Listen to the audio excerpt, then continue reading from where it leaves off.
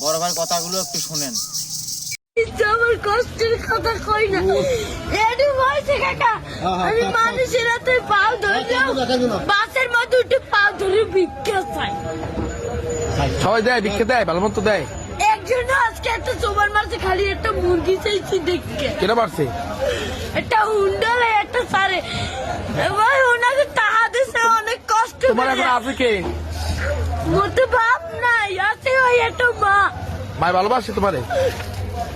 মাই বিষ্ণুর বইরে রয়েছে কাকা। মা যদি ভালো না বাসতে ওই টিভি আমি হালাইয়ে তুই যা আর একটা বিয়ে করতে। হেলে মায়ের গর্ব ছিলাম, হেলে একটার বড় করতে না। না, মায় ভালোবাসে, ঠিক আছে। তুমি মায়ের ভালোবাসো না? আমার মায় আমাদের একটা মুরগি খাইতে চাই। ঘরে অসুস্থ মা কাকা, মাকে রেখে আমি আসছি ভিক্ষা করতে। সকালে মাদ্রাসায় পড়তে যাই আর বিকেলে মানুষের কাছ থেকে হাত পা ধরে টাকা নিয়ে যায় মায়ের কাছে খাওয়াই। মা একটা মুরগি চাইছে খাইতে, একটা স্যারের কাছে একটা মুরগি চাইছিলাম, ওই স্যার আমারে থাপ্পড় মারছে। ভাই, এত টাকা পয়সা কি করবেন? এই অসহায় বাচ্চাটাকে যদি একটা মুরগি কিনে দিতেন, হয়তো ওই মুরগি কিনে দেওয়ার ওসিলায় আল্লাহ পাকের কাছে আপনি অনেক বড় একটা পুরস্কার পাইতেন। এই বাচ্চাটার জন্য অনেক মায়া লাগতেছে। যদি এই বাচ্চাটার খোঁজ খবর পাইতাম, এই বাচ্চার জন্য কিছু একটা করতাম।